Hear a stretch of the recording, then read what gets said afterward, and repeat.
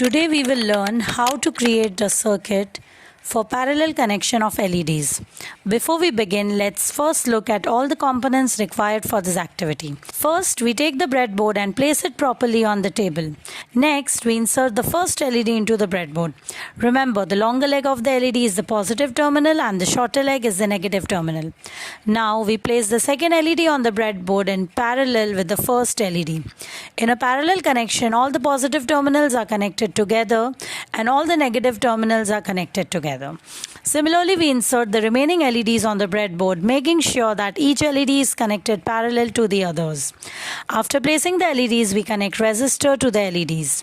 The resistor are used to limit the current and protect the LEDs from damage.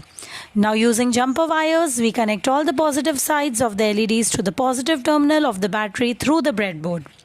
Then, we connect all the negative sides of LEDs to the negative terminal of the battery. Our parallel circuit is now complete. When the battery is connected, current flows through each branch separately and all the LEDs glow together. Even if one LED is removed or stops working, the other LEDs will continue to glow.